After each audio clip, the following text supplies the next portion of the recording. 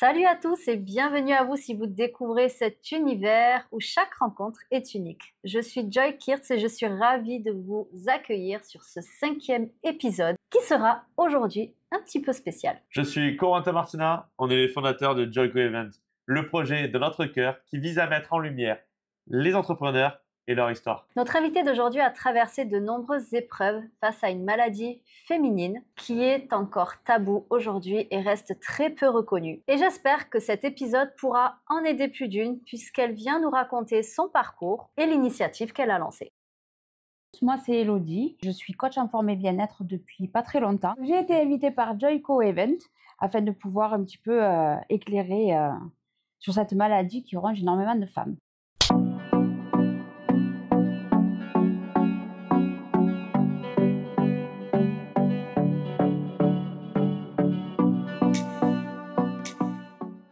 Bienvenue à toi Elodie, merci d'être là ici aujourd'hui et de pouvoir nous parler de cette maladie, des projets que tu as entrepris. Est-ce que tu peux nous dire en quelques mots qui tu es et d'où tu viens? Alors d'où je viens de pas très loin, parce que je suis de Caveyrac, 40 ans. Pour l'instant, je me considère encore comme une jeune femme, n'est-ce pas? Et je suis maman de 2 grands garçons et mariée à un formidable mari, évidemment, qui subit mon quotidien. Il y a à peu près 2 ans, tu as été diagnostiquée d'une maladie qu'on appelle l'endométriose. Je pense que plus particulièrement dans ton cas, c'est de l'adénomiose, Oui. le cancer qui ne tue pas. Est-ce que tu peux nous parler un petit peu de cette maladie? Alors, un cancer qui ne tue pas, oui, mais non. Parce que bon, heureusement, on arrive à vivre avec et la fin n'est pas fatale, donc c'est déjà bien. Le seul souci qu'il y a, c'est qu'il n'y a aucun traitement à ce jour connu pour arrêter la maladie. Un matin, je me suis réveillée et comme tous les matins, je vais faire mon petit pipi du matin. Et là, impossible de me lever des toilettes. Et j'étais en pleurs, j'étais vraiment dans un sale état. Mon mari était déjà parti travailler et je devais amener mon petit tout à l'école. Et là, il a appelé son papa en disant papa, viens vite, maman, ça va pas quoi. Donc, on est parti aux urgences. Et aux urgences, c'est une cystite. Ça peut arriver, on ne sait jamais quand on ne sait pas. Bien sûr. Plus ça allait, au plus ça m'arrivait. Et à chaque fois que je finissais à l'hôpital, puisqu'à la maison, t'as beau prendre des Doliprane, tout ce que tu veux, il n'y a rien qui fait. On arrive aux urgences, ça ne te fait pas grand-chose, mis à part une prise de sang et attendre que ça passe avec une perf. Mais bon, ça finit toujours pas passer, donc tu rentres à la maison, mais tu sais toujours pas. Et j'ai eu beau faire des échographies, des IRM, on ne voyait rien. Il n'y avait rien d'alarmant. Et un jour, ils ont fini par me dire « Ah ben si, madame, vous avez effectivement de l'endométriose et de l'adénomiose. » J'ai dit « D'accord, ok. » Alors, je m'en doutais un peu. D'accord. Parce que je connaissais la maladie. Tu en avais entendu parler. Voilà, j'en avais entendu parler. J'ai une cousine à moi qui en est atteinte aussi, qui s'est battue pendant des années, qui se bat encore. Donc, voilà, je connaissais la maladie, même si on n'en parle pas énormément. Et encore, ça commence à venir. Mais je me suis dit, bon, ben voilà, elle est là, maintenant on sait, du coup. Donc, c'est rassurant parce que moi, tu sais ce que tu as, tu sais pourquoi tu as mal. Et tu te dis maintenant comment on va soigner ça. Et c'est là où c'est le plus compliqué, quoi. Il n'y a pas beaucoup de solutions. Au début, on te maintient sous pilule en te disant ça va passer, mais pas du tout. Je ne supportais aucune pilule, donc déjà c'était réglé. Et là, après, c'est la chirurgie. Quand on a mal en bas du ventre pour les femmes, c'est de suite une cystite. Tu as dit que tu avais quand même en tête que ça pourrait être l'endométriose, l'adénomiose aussi, ou tu connaissais que l'endométriose? Alors moi, j'entendais parler que de l'endométriose. D'accord. C'est à quel moment que tu t'es dit, avec les symptômes que tu avais, que tu t'es dit non, c'est pas une cystite? Ça a été surtout le fait que les douleurs étaient incessantes, ça ne passait pas, que j'étais censée ne plus avoir de règles, parce que du coup j'ai fini par prendre une pilule à continu qui devait me stopper les règles. Et en fait j'ai fini un mois à faire une hémorragie, que c'est là où on s'est quand même un peu plus affolé. Tous les symptômes, je les avais. Des douleurs au rapport, des douleurs avant, pendant, après les règles.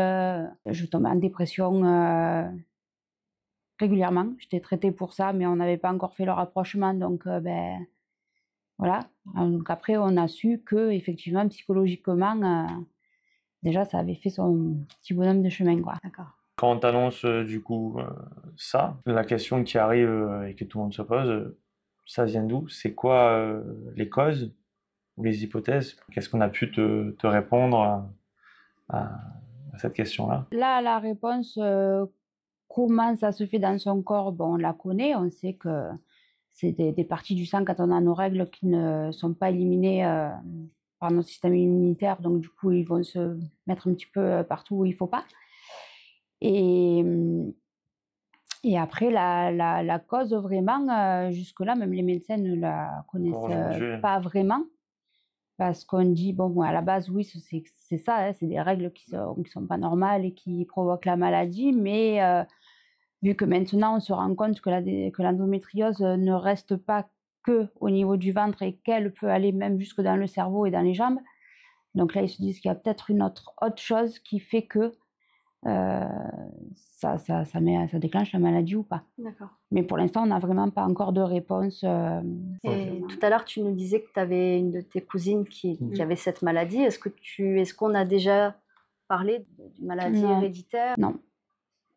Ça, c'est quelque chose que pareil, j'en ai jamais entendu parler. Pas génétique? On pense pas que ce soit génétique, non. On arrive à être quand même assez bien suivi quand on tape aux bonnes portes, c'est toujours pareil. Exact. On se rend compte que le passé d'une femme provoque souvent la maladie, en fait. D'accord. Oui. Ouais. Ok.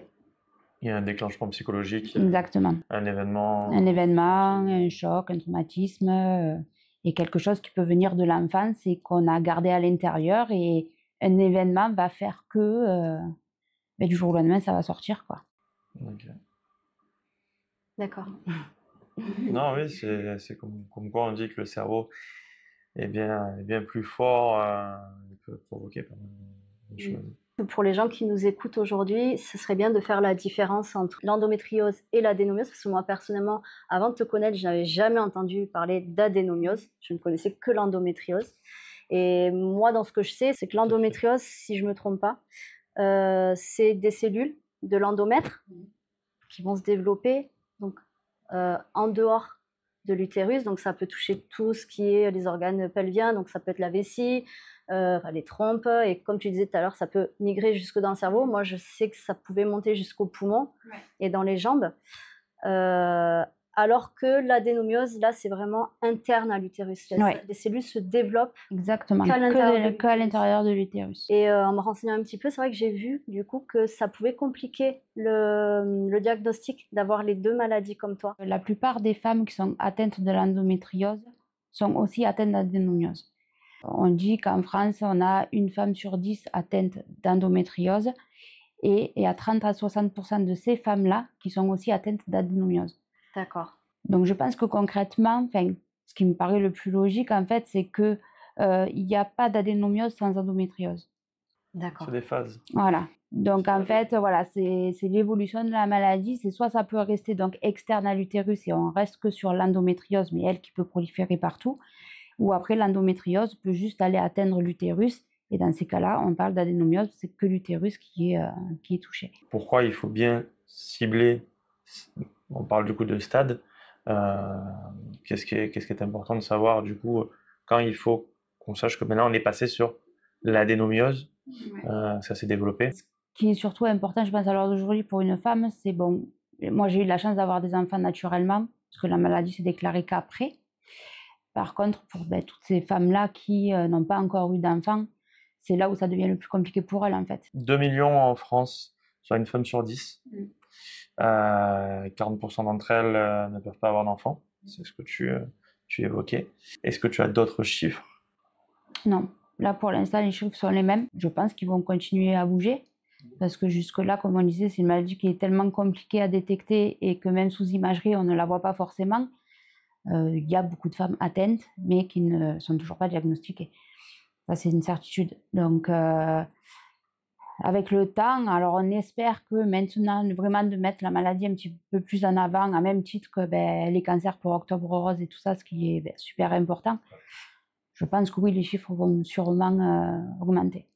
Et la vie aussi, qu'on mène aujourd'hui, parce qu'avec les médecins, justement, on disait que le stress joue énormément. D'accord. Une femme qui va être très, très stressée, surchargée, c'est une maladie qui se déclenche aussi facilement à ce moment-là. Donc, Je pense que dans le monde dans lequel on vit aujourd'hui, il y a des chances que ça continue, les chiffres risquent d'augmenter. Ouais. C'est fou que le corps réagisse comme ça face au stress et face à la vie qu'on mène aujourd'hui. Quand le corps se sent agressé, à un moment donné, il veut te dire stop, mais... Tu parlais de choc émotionnel qui peut venir de l'enfance, Ouais. parce que ça ne se déclare pas dans l'enfance, en fait, cette maladie, ça peut se déclarer bien plus tard. Est-ce qu'il y a des tests qui ont été faits? Moi, j'ai travaillé dessus. C'est lors d'un rendez-vous au parcours endométriose, justement, à la polyclinique, où j'en ai parlé avec la psychologue qui nous suit. Quand on voit une psy, on ne parle pas que de la maladie, on parle aussi de nous, notre vie, de notre passé, de tout ce qui sort, en fait. Et lors de mes rendez-vous en suivi de femmes, la plupart ont été victimes soit d'un harcèlement, soit de violences conjugales, de tout ça. Et c'est là où je me suis dit, j'en connais quelques-unes autour de moi, je vais aller les voir, je vais aller leur poser la question. Parce que j'aimerais savoir, en fait, tout simplement. Et j'en connais 5. Sur les 5, elles ont toutes été ou violées ou subissent des violences conjugales. D'accord. Oui, le psychologique y est pour beaucoup dans cette maladie. D'accord. Mais vraiment. Et comme je disais, je pense que c'est vraiment le corps qui s'autodéfend. Il y a des choses qu'après, à un moment donné, il ne veut plus accepter. Dire pourquoi on a des douleurs lors des rapports sexuels. Beaucoup de femmes découvrent leur endométriose ou l'adénomiose après plusieurs années de douleur. Quelles ont été les principales difficultés avant d'avoir un diagnostic clair qui ont pu te dire les médecins? Les difficultés, c'est de trouver les bons médecins.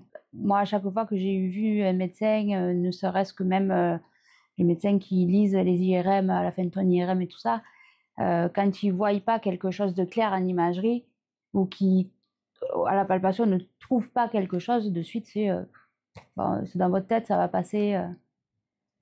En fait, le problème de cette maladie-là, c'est qu'elle est tellement compliquée à détecter qu'au final, c'est toujours dans ta tête. Et c'est compliqué pour une femme quand tu as mal quelque part, mais vraiment que c'est persistant, et de là à finir aux urgences et tout ce qui s'ensuit, et qu'on ne te prenne pas au sérieux. Ouais. Moi, j'ai encore discuté avec une fille jeudi soir lors de notre réunion, qui est dans son début de parcours d'endo. Elle me dit, écoute, encore la semaine dernière, j'ai été à l'hôpital parce que j'ai fait une grosse crise. Elle me dit, quand je suis arrivée, que j'ai eu le malheur de dire, je suis atteinte d'endométriose, ils l'ont mise de côté en disant, bon, ça va passer, quoi. Et c'est ça le souci, c'est qu'on n'est pas assez pris au sérieux, alors que c'est une maladie, mais qui te bouffe ton quotidien, mais vraiment. Je sais à quel point cette maladie, ça peut devenir un véritable calvaire pour les femmes. Je crois que j'avais à peu près 21 ou 22 ans quand j'ai décidé d'aller consulter parce que j'avais des douleurs vraiment insupportables. J'étais toujours pliée en deux, limite j'arrivais pas à me redresser, j'avais mal au dos, mais tu sais, c'était des douleurs comme des coups de couteau en fait dans les ovaires ou même des fois dans l'estomac. Parfois j'avais comme un poids très douloureux à l'entrejambe. Et je me souviens que j'ai été voir, et ça c'est ça le plus drôle dans l'histoire, c'est que c'était une femme médecin qui m'a fait une écho. Et qui m'a dit que, en effet, mon endomètre était un petit peu trop épais. Il fallait vraiment pas s'inquiéter, que, en gros, mes douleurs, c'est rien, ça va passer. Ça va passer. Aujourd'hui, moi, je trouve ça tellement malheureux qu'encore aujourd'hui, encore maintenant, ce soit une maladie qui soit pas comprise, et pour certains que ce soit du déni en fait. Et donc par la suite, j'ai eu une crise vraiment très très grosse. Et là, je me suis décidée à appeler mon gynécologue. Et je me souviens de la secrétaire qui m'a dit si ça peut pas attendre, allez directement aux urgences. Et bon, à force d'insister, ils m'ont quand même pris en rendez-vous. Donc on a fait par la suite une IRM. Et là, le diagnostic est tombé. J'avais l'endométriose. Je n'avais, moi, pour ma part, jamais entendu parler de cette maladie. Et ce qui m'a le plus marqué, et je pense que c'est une phrase qui m'a suivie pendant des années. Pardon. En gros, le médecin m'a dit « N'attendez pas 25 ans pour faire un enfant ». Il m'a fait comprendre que je pourrais peut-être pas avoir d'enfant. Ça deviendrait beaucoup plus compliqué si j'attendais, ou voire impossible. Cette phrase-là, qui tournait en boucle. Et le jour de mes 25 ans, je m'en souviendrai toujours parce que ça a été la date butoir qui me disait « Ça y est, c'est fini. C'est terminé ». Bon, après, j'ai rencontré mon mari. Et en 2014, donc, on a décidé tous les deux que j'arrêtais ma pilule. Et donc, je me souviens, je lui ai dit, sache que je ne pourrais peut-être, ça sera compliqué pour nous d'avoir un enfant, ou alors peut-être que je pourrais jamais t'en donner. Donc, est-ce que tu es prêt à ça? Il m'a dit, mais il n'y a pas de souci, on essaye, et puis ça vient pas, c'est pas grave. Et un mois après, bah, malgré des femmes qui n'arrivent pas du tout à avoir d'enfants avec cette maladie, j'ai eu la chance d'avoir mon premier garçon. J'en ai eu 2. Et c'est vrai que mes grossesses a mis un petit peu en pause Oui, la la maladie. J'avais encore quelques douleurs, mais rien de... Voilà, j'ai fait quelques passages aux urgences dont on m'a pas du tout parlé d'endométriose. Voilà, on m'a parlé d'infection, de tout ça, mais pas d'endométriose. Mon dernier a 4 ans. Et plus le temps passe et plus je recommence à avoir d'autres symptômes qui reviennent. Un symptôme qui n'a jamais disparu, c'est les douleurs pendant l'acte. Et là, j'ai des symptômes qui reviennent petit à petit. Donc, je suis un petit peu, on va dire, dans l'attente que ça revienne. Et je ne sais pas trop voilà, à quoi m'attendre pour la suite. Donc, mais je suis contente que cette maladie soit un peu plus reconnue. Oui. Pour ma part, quand j'ai été diagnostiquée, j'ai été voir juste le gynécologue que j'avais eu à Carimo quand j'avais eu mon deuxième, me disant bon ben on verra bien. Il connaissait, mais on sentait que il n'était pas non plus sûr de lui, parce que moi il m'a sorti une phrase que pareil j'ai retenue, et je me rends compte qu'il a dit à beaucoup de femmes, c'est que moi, vu que j'avais de l'adénomiose, la seule solution pour moi, bon effectivement c'était la chirurgie, et d'enlever l'utérus, le col et tout ce qui après était touché. Et ça, il faut savoir aussi qu'ils ne peuvent voir que l'étendue des dégâts qu'une fois que la caméra est à l'intérieur, donc que le jour de l'opération. Donc en fait, il n'y a qu'au réveil qu'on connaît après l'étendue des dégâts et qu'est-ce qu'on nous a enlevé. Et il m'avait dit, il y a une différence entre ne plus vouloir d'enfant et de ne plus pouvoir en avoir. Je me suis dit, ce qu'il dit, ok. Moi, j'ai de la chance pour ma part, j'ai 2 garçons. Je savais que je n'en voulais plus. Bon, j'arrivais à mes 40 ans, moi, voilà, mes garçons étaient grands, ma vie était faite. Mais va dire ça à une femme qui n'a pas encore d'enfant, qui aimerait en avoir. Bien sûr. C'est hard. Je pense qu'il devrait y avoir une prise en charge du moment que la personne a été diagnostiquée, qu'on lui a dit ce qu'elle avait et les étendues des dégâts, tu dois être suivi. Ouais, ce qui n'est pas le cas aujourd'hui. C'est vrai qu'on a un médecin qui pose le diagnostic. Exactement. Mais derrière, pour ma part, j'ai été aux urgences plusieurs fois, et encore ces dernières années, on m'a juste dit non, mais c'est rien, c'est qu'une infection à l'utérus. En aucun cas, on m'a parlé d'endométriose. On nous dit c'est une maladie limite inventée. Imaginaire. C'est une maladie inventée par les femmes qui ne veulent pas aller travailler. J'ai même entendu encore récemment que c'était une maladie qui devenait à la mode. Quand on voit les dégâts qu'elle provoque, de dire que c'est une maladie à la mode. Tu parlais que le stress, le traumatisme pouvait déclencher, accélérer aussi les stades. C'est vrai qu'il y a 2 choses qui vont pas ensemble. Le fait que le stress peut du coup faire accélérer la chose. Exactement. Et tout ça, et le fait que ça soit pas pris au sérieux, qu'il n'y a pas de diagnostic très clair au début, ou qu'on les prenne pas au sérieux. Qu'est-ce que tu peux conseiller à ces femmes qui sont au tout début? Déjà, dans un premier temps, c'est contacter les bons médecins, comme je disais, parce que mine de rien, finalement, on en a quand même sur Nîmes. C'est le docteur Triopon, qui travaille donc à la polyclinique, et a mis en place le parcours endométriose. Est-ce que pendant ces parcours d'endométriose, il n'y a que des femmes qui viennent, ou est-ce qu'elles sont parfois accompagnées de leur conjoint? Alors, pour l'instant, très bon sujet. J'ai participé à une réunion par l'association d'Endo France à Montpellier il y a quelques mois. Et il y a une jeune femme qui était venue accompagner avec son mari, parce qu'elle avait vraiment une endo profonde, mais vraiment très sévère. Ça y est, touché les poumons et tout. Elle était pas très bien. Et son mari, en fait, l'accompagne partout, la suit dans tout, et est complètement désemparé. Et du coup, il est venu avec elle pour voir... il cherche des réponses, en fait, et savoir comment faire pour accompagner sa femme au mieux, parce qu'il est totalement impuissant. Et malheureusement, Aujourd'hui, c'est vrai que l'entourage est impuissant. Nous-mêmes, au final, on est impuissante. Après, quand on sait qu'on l'a et qu'on arrive à savoir comment la gérer, pour l'instant, ouais, je n'ai pas beaucoup d'hommes qui viennent, mais ça viendra. Est-ce qu'il y a un âge? À partir des premières Dès règles. qu'on a nos premières règles. J'ai une jeune adolescente, 12-13 ans, qui a ses règles, peut déclarer la maladie et il commence justement à en parler dans les collèges. C'était Ouais. C'est bien. mon sujet suivant parce que on parle du coup qu'il faut qu'on soit assez vite accompagné.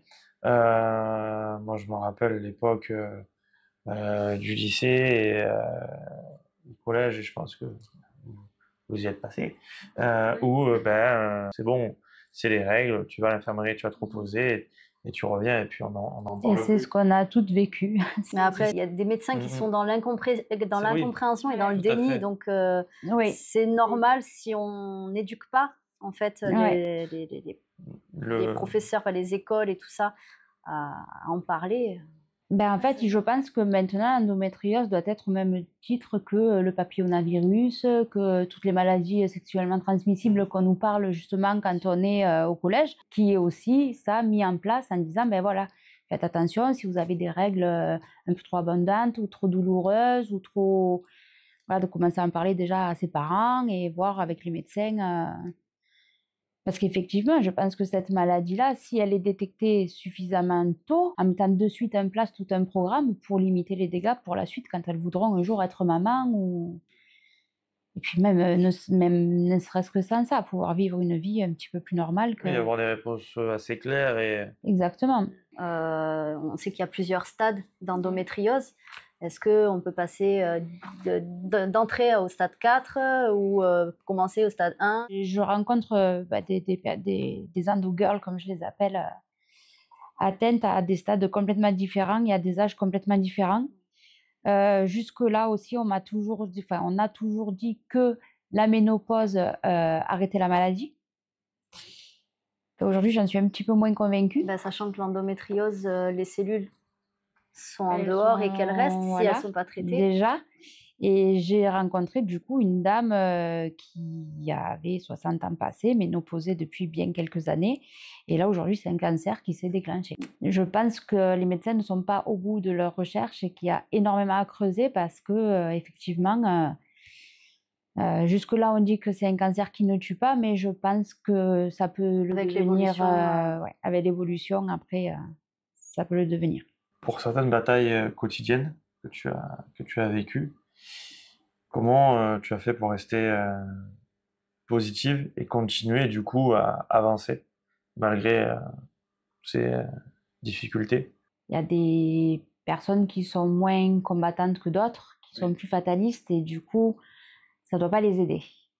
J'ai l'avantage d'avoir un caractère qui est quand même assez fort. Donc, je prends le bon dès que je peux le prendre. Quand j'ai su que j'étais malade et que ça m'handicapait quand même assez souvent, j'ai fait mes recherches moi toute seule dans mon coin. Je me suis dit, bon, t'as ça, ok, elle est là. De toute façon, tu ne peux pas faire autrement, donc va falloir vivre avec elle, la connaître. Et une fois que tu la connais, savoir comment améliorer ton quotidien. Après, oui, je fais attention à beaucoup de choses. Quand je vais au restaurant, je fais attention au choix de mes plats. L'alcool, c'est à limiter. Je suis une grosse fêtarde, alors autant te dire que des fois, c'est un peu pénible. Donc, je me lâche, mais je me lâche encore, mais je le paye le lendemain. Ça, après, c'est...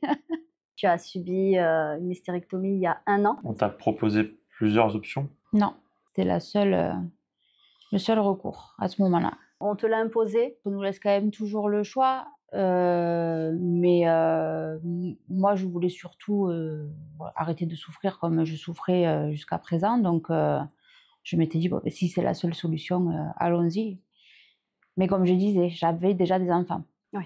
Donc, je ne me suis pas trop posé de questions. De toute façon, les seules options qu'ils ont aujourd'hui, c'est soit on vous donne la pilule, soit on vous opère. Parce qu'il n'y a aucun médicament à ce jour qui peut limiter les dégâts ou ne serait-ce qu'enlever les douleurs, ou il n'y a vraiment rien qui fonctionne en fait. Donc j'ai pris l'option chirurgie, oui, parce que je m'étais dit au moins ils m'enlèvent tout, c'est fini, on n'en parle plus, ma vie reprendra son cours normalement. Comme je disais, malheureusement, il n'y a qu'une fois qu'ils ont la caméra à l'intérieur de votre corps qui voit l'étendue des dégâts.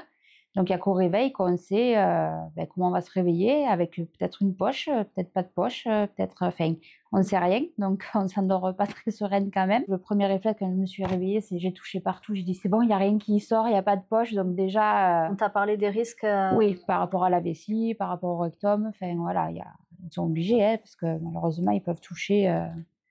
tout et n'importe quoi lors de l'intervention. J'ai eu mes 2 mois de convalescence, il faut quand même rester couché quelques mois et tout ça après l'opération, donc ça a été long, mais bon, ça se fait. Et après, j'ai recommencé à prendre une vie normale. Alors, vraiment les premiers mois, contente. Ouais. Ben, je faisais plus de crise, enfin, j'arrivais à manger plus ou moins normalement, je vais mieux. Et puis ben là, non, depuis quelques mois de nouveau, j'ai les douleurs qui réapparaissent, je vais être pliée en deux, à plus pouvoir bouger. Alors, j'avais mis déjà des choses en place, parce que j'avais fait le parcours endo, donc j'ai des techniques de respiration. J'ai aussi fait concevoir une tisane avec un herboriste pour pouvoir justement pallier un peu à toutes les douleurs et qui fait vraiment qui fait du bien. Et je dis, mais malgré ça, ça revient, ça revient, ça revient. Tu regrettes ton choix? Si j'avais su qu'il n'y aurait pas de mieux après, je pense que je l'aurais pas faite. D'accord. On t'en avait parlé quand même en amont ou pas du tout? Non, parce que c'est toujours pareil, on ne sait pas. Donc, ils disent qu'après une intervention chirurgicale, il reste jusqu'à 30% des femmes qui continuent à avoir des douleurs, des symptômes. Mais comme je disais, c'est tellement compliqué parce que là, il a vu ça parce qu'il était à cet endroit-là. Mais est-ce que j'en ai pas qui est parti ailleurs ou qui était bien caché, qu'on n'a pas vu et qui commence à se développer maintenant? Là, tout est la question. Est-ce que après cette opération, au niveau de ton poids, ça a joué Alors, ouais, ça a joué parce que je suis quelqu'un qui, de base, est très dynamique. Enfin, je travaille tout le temps, je sors tout le temps, enfin, je fais plein de choses. Donc, j'avais pas tendance à prendre du poids. Et là, j'ai pris pas moins de 10 kilos en quelques mois. D'accord. Ouais. Donc, psychologiquement, c'était très compliqué. J'ai traversé une phase en dépression, mais plus. D'accord. Et un matin, je me suis levée, j'ai dit, bon, il faut prendre toi même parce que tu continues à grossir, c'est juste pas possible. Je me refusais de changer les vêtements. Je me suis dit, non, ça va pas durer, tu vas te reprendre en main. On le fait tout, hein. Voilà. Même. Mais à un moment donné, t'as pas plus trop le choix quand même, hein, si tu veux voir les gens. Mais Moi, j'ai toujours des habits en haut de mon armoire, me dire un jour je pourrais les remettre. Ça fait 10 ans. Moi, je rentre plus dans du 38 et du S. Mais un jour, peut-être, C'est ça. sur un malentendu. Ça peut marcher. Les à tous. Comment tu as géré pour l'après cette prise de poids? J'ai décidé de consulter. Je suis allée voir une jeune femme qui est coach en forme et bien-être et qui allie le sport avec un rééquilibrage alimentaire en fait, donc qui n'est absolument pas contraignant parce que on continue à manger tout ce qu'on aime, mais voilà, en faisant forcément un petit peu plus attention et en se bougeant un petit peu plus physiquement. Ça m'a plu parce qu'on était à plusieurs déjà, donc on se motivait les unes les autres, on fait du sport ensemble, donc ça m'a recréé en fait un petit cocon parce que je sortais plus trop de la maison. Et puis j'ai vu que ça commençait à fonctionner, j'éliminais doucement, mais sûrement. Donc, et là, en parlant avec ma coach, parce que je suis quand même assez bien suivie, elle me dit, mais avec ce que tu as traversé, le fait de ta maladie, en sachant que justement, ça peut jouer sur les problèmes de poids et tout ça, tu veux pas toi aussi te lancer, essayer de voir ce que toi tu peux faire de ton côté. Donc je me suis un petit peu plus renseignée, j'ai fait des recherches, plus approfondir sur l'alimentation pour les femmes atteintes d'endo. Et voilà, pouvoir après commencer un peu à en parler et à les suivre si éventuellement elles avaient besoin de se remettre un peu en forme. Est-ce que dans le cas de l'endométriose, parce qu'on dit souvent que l'alimentation c'est 80% du travail sur une perte de poids et les 20% c'est le sport, est-ce que dans le cas de l'endométriose et des opérations comme ce que tu as vécu, ce serait le contraire? Non. L'alimentation est vraiment très importante. D'accord. Vraiment, l'alimentation, c'est ta santé. Si tu es dans l'excès constamment, tu ne fais pas attention. Alors, je ne dis pas de rentrer il ne faut surtout pas rentrer dans la frustration. Ça, c'est quelque chose qu'il ne faut pas parce que psychologiquement, ça ne va pas avec. J'ai entendu dire que le gluten avait un impact sur la maladie. Oui. Tout ce qui est alimentation inflammatoire a un impact sur la maladie parce que c'est une maladie qui à la base est inflammatoire. Parce que moi, je le vois, je ne suis pas. J'ai fait le test. Mon fils est cœliaque. J'ai fait le test, je ne le suis pas. Mais je n'arrive pas à supporter le gluten. Ouais. Je fais des Parce qu'on crises ouais. pendant 2-3 jours, mais à me plier en deux et j'ai Ouais. le ventre qui gonfle, gonfle. c'est inflammé, mais je ne suis pas cœliaque. C'est ça. Donc ça C'est pourrait ça. avoir un... Exactement. Le gluten aujourd'hui est beaucoup plus mauvais que ce qu'il n'a été Oui, bien avant. sûr. Oui, bien sûr. D'éliminer au maximum le gluten dans son alimentation, c'est un impact énorme. Tu as senti le besoin d'aider Ouais. d'aider les autres, du coup. Ouais. C'était aussi pour toi que tu l'as fait? Ouais. Alors, c'est vrai qu'à la base, je l'ai fait pour moi, mais parce qu'il fallait vraiment que je trouve les solutions pour m'aider moi. Et forcément, bon, quand tu atteins d'une maladie un peu spécifique comme celle-ci, tu as tendance à regarder sur les réseaux un peu tout ce qui se passe. Essayer vraiment de comprendre aussi tout ce qui peut vraiment déclencher cette maladie. Et je me suis mise à échanger beaucoup avec une dame qui est atteinte d'endométriose et qui est restauratrice. Et elle fait de la cuisine uniquement sans gluten. Donc du coup, Où j'ai... ça? Elle n'est pas dans la région? Non, elle est dans le nord de la France. Elle n'est pas dans la région. Donc je la suis sur les réseaux.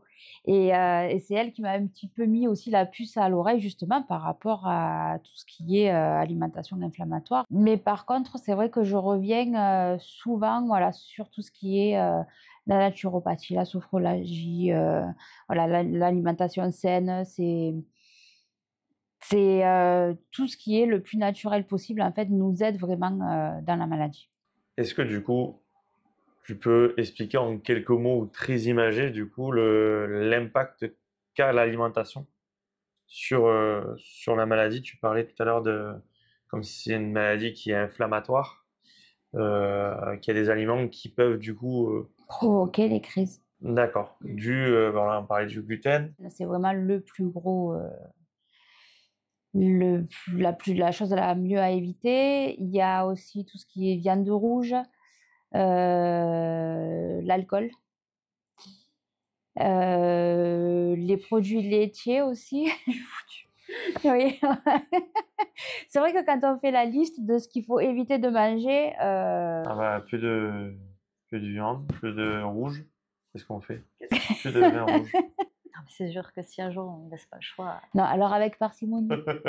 Voilà, c'est toujours pareil. Avec parcimonie. Mmh. Pas ranger le cubi. Ben, moi, je l'aime pas trop non plus, parcimonie, hein. J'ai appris à Oui. vivre avec elle, mais c'est pas trop ma copine, hein. Mais ouais, effectivement, on peut, genre, comme je te disais, ça m'empêche pas de faire un apéro avec mes amis, de faire... mais je fais un petit peu plus attention. Tu as travaillé avec un herboriste Oui. pour créer ta tisane. propre tisane. Oui, j'aime bien faire aussi les choses moi-même, les tisanes et tout ça à la maison. Et j'avais fait des stages avec lui, en fait, qu'il propose à faire chez lui, sur Calvisson. Et je me suis dit, ben, avec toutes les plantes et les vertus qu'elles ont, il y a forcément quelque chose qui existe. Donc j'ai recherché pareil un petit peu sur Internet et tout ça, et j'ai vu qu'effectivement, il y avait une herboriste sur Paris qui avait créé une tisane pour l'endométriose. J'ai contacté du coup mon herboriste et il m'a dit, pas de souci, Hello, je te la fais. Et donc on a fait un mélange de 5 plantes. D'accord. Voilà, qui ont toutes leurs spécificités, et le fait d'être mélangées entre elles joue sur la totalité des symptômes de l'endométriose. Je l'ai testé sur moi, je gère mieux mes crises, j'en ai beaucoup moins, elle me fait du bien, je m'endors plus facilement le soir, enfin ça a vraiment, sur l'état général, elle est vraiment topissime. Enfin, moi, pour moi, c'est... Je l'ai aussi envoyée à cette fameuse restauratrice dans le nord de la France, Madame Sans Gluten. J'ai dit, s'il te plaît, essaye, ben, on voit. Et elle a fait la cure de moi. Et effectivement, elle m'a dit qu'elle se sentait beaucoup mieux. Les retours, pour l'instant, ont été positifs. Donc, Est-ce qu'on va pouvoir la retrouver assez facilement? oui. Il faudra juste me contacter. La contacter directement. Voilà, il faudra me contacter directement. Alors, j'ai créé du coup une page sur les réseaux.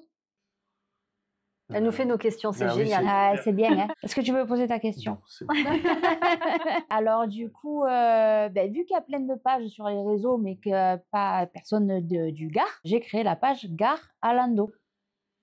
Qui est un bon jeu de mots. Qui est un bon jeu de mots. Gare à Lando. Vous avez vu un peu? J'ai réfléchi. Quand j'ai créé la page, donc là, il y a quelques mois, et que j'ai commencé à discuter un petit peu sur cette page-là, j'ai été très vite contactée justement par des kinés, des sophrologues, des naturopathes, des personnes de la région qui voulaient venir me rencontrer parce qu'elles voient que maintenant l'endométriose, il y en a de plus en plus, on en entend beaucoup plus parler et qu'elles ont peut-être un rôle à jouer sur les femmes atteintes. Et ce que j'aimerais, voilà, ça serait créer des ateliers, en fait, que je ferai, je pense, à mon domicile dans un premier temps, mais que ces femmes-là puissent venir à la maison autour d'un café et qu'on soit plusieurs et qu'on échange tout simplement sur nos symptômes, nos vécus et peut-être les aider comme on peut. Et en fait, on a besoin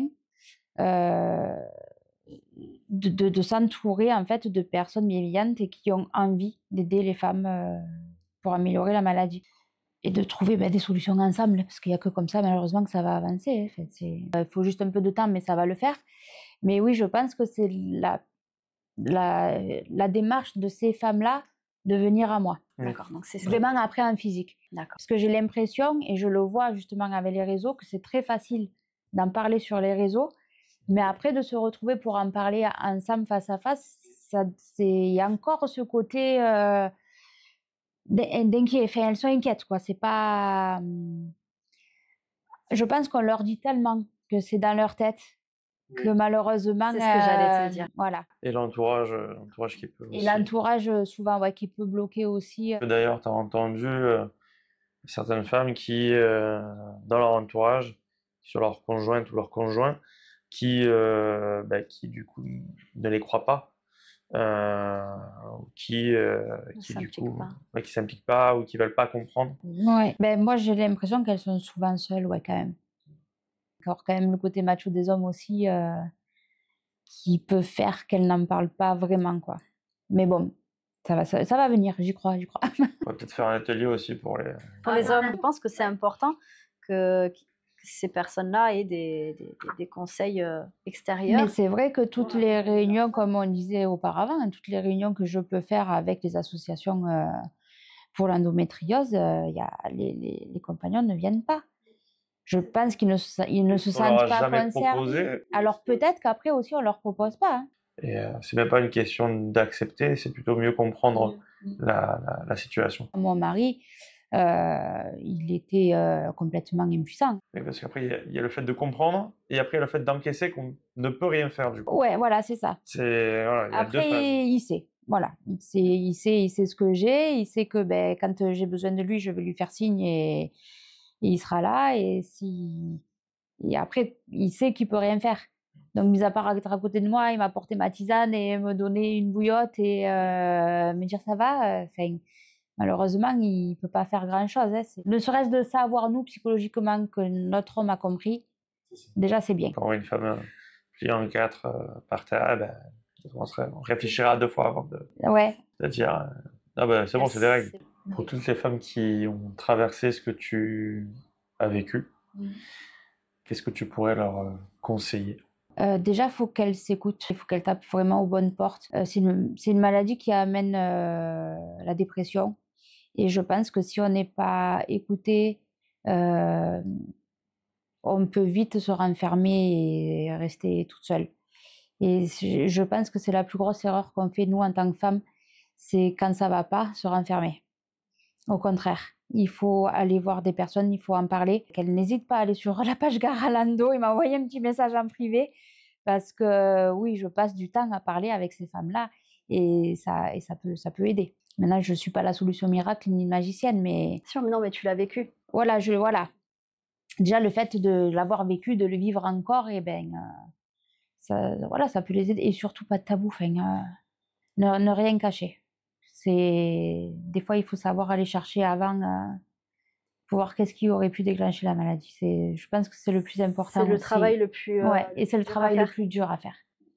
C'est vraiment le travail le plus dur à faire. Ok, d'accord. Qu'est-ce que tu conseillerais aux proches pour aider du coup ces femmes avec ces maladies-là. Je pense que les proches, faut qu'ils s'arment de patience. Mais vraiment. Si ton mari était là, qu'est-ce qu'il dirait? Mon mari est très patient. Il est très patient et il est à l'écoute. C'est deux choses différentes. À l'écoute et Oui. être patient. Oui, Être patient, c'est-à-dire c'est justement par rapport au moment quand tu as écrit. changement d'humeur qu'on peut D'accord. avoir. Comprendre qu'il y a des phases, ouais, faut savoir prendre sur soi, ouais. Pour les femmes qui nous écoutent aujourd'hui, ou même leurs conjoints, c'est quels sont les symptômes qui peuvent être alarmants? Seul symptôme à ce jour qui en ressortent, ça va être ça. Ça va être les règles hémorragiques, les douleurs. Alors, c'est souvent au niveau des ovaires qu'on les ressent. Les douleurs lors des rapports sexuels. La fatigue. Alors, la fatigue, par contre, ouais, on peut passer des heures à dormir et être toujours au même point de départ, en fait, toujours autant fatigué. Et ouais, et puis après, il y a la dépression. Et ça peut nous écarter vite du monde extérieur. Je pense que oui, il y a un travail à faire sur les proches et les conjoints, enfin, et aussi la compréhension pour les hommes. Je pense qu'il faut les éduquer et leur expliquer vraiment concrètement Oui, et l'origine. après, ne pas hésiter, comme on a dit là, à leur proposer, en fait, justement, quand même moi, dans mes ateliers futurs ou n'importe, si elles ont envie de venir avec leur compagnon, mais qu'elles viennent avec leur compagnon. Ouais, c'est important. Parce qu'il n'y a pas que nous, c'est tout le monde autour qui subissent Comme les cancers. comme un cancer. Exactement, comme un cancer. Et ça peut beaucoup aussi aider aussi pendant les rapports et tout ça, parce que ça peut amener à oui, des incompréhensions auprès de Ah oui, l'homme, parce oui, qu'il se dit, mais si je lui fais mal, mais non, oui, c'est ça. Ça Et peut donc, créer des blocages il peut aussi au se dire, niveau de c'est de l'homme. ma faute, et Je lui ai fait mal, alors que non, pas du tout, c'est pas toi qui me fais mal, enfin, c'est pas de ta faute. Oui, ça peut créer des blocages après dans l'intimité du couple et aller à la séparation, parce qu'il y en a qui vont pas non plus supporter que Tout à fait. ne plus avoir de rapport ou très peu, quoi.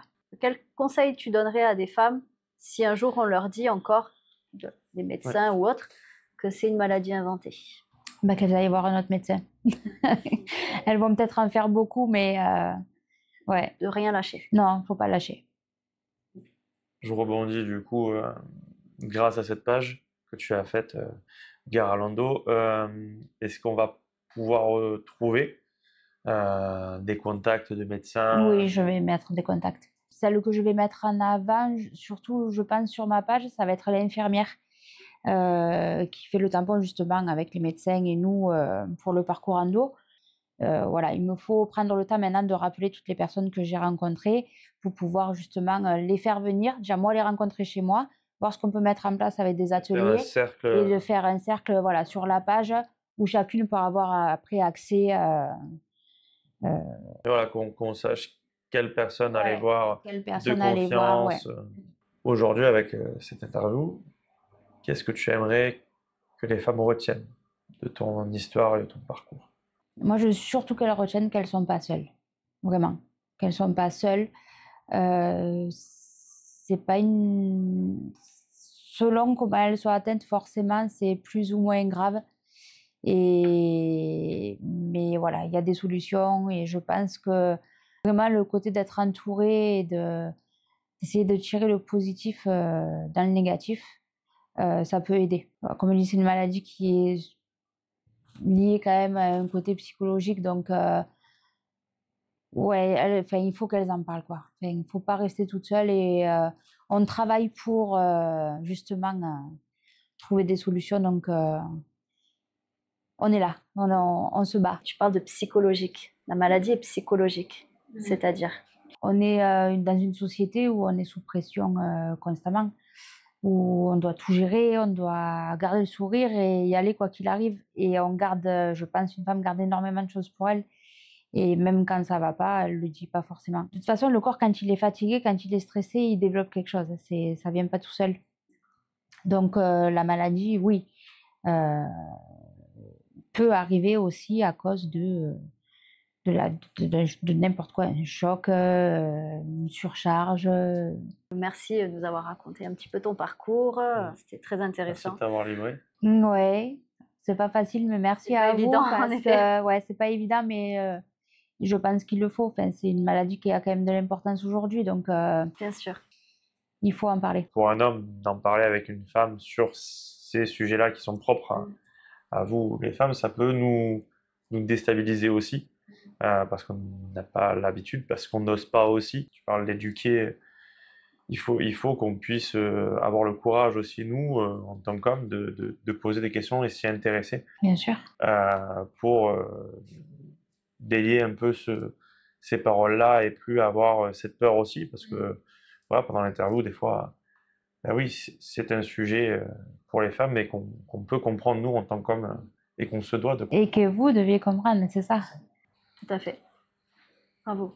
Merci. Merci. Belle phrase de fin. Et à toutes celles et ceux qui nous écoutent, si l'histoire d'Élodie vous a touché et que vous souhaitez avoir plus de conseils de sa part, vous pouvez rejoindre sa communauté, Gare Alando. Tous les liens seront dans la description. On aimerait aussi en profiter pour vous rappeler que même si on a parlé aujourd'hui d'endométriose, nous sommes en plein mois d'Octobre Rose. Cette campagne est dédiée à la sensibilisation au cancer du sein. C'est bien sûr une autre bataille que beaucoup de femmes mènent. C'est un rappel à toutes les femmes de prendre soin d'elles et de ne jamais hésiter à aller consulter un professionnel si elles sentent que quelque chose ne va pas. Nous sommes tous ensemble dans cette lutte pour la santé des femmes. Alors, en hommage à toutes ces femmes qui se battent pour l'endométriose, l'adénomiose ou le cancer du sein, nous avons décidé aujourd'hui de porter du rose. Parce que chaque voix compte et que chaque histoire peut inspirer. N'oubliez pas de vous faire dépister et de soutenir Octobre Rose. Merci à tous d'avoir écouté cet épisode. N'oubliez pas de liker, de partager cet épisode qui pourra donner de la force à certaines et également nous donner de la force. Et vous pouvez aussi nous laisser dans les commentaires votre ressenti et votre expérience. On vous dit à très vite. Bye bye. Bye bye.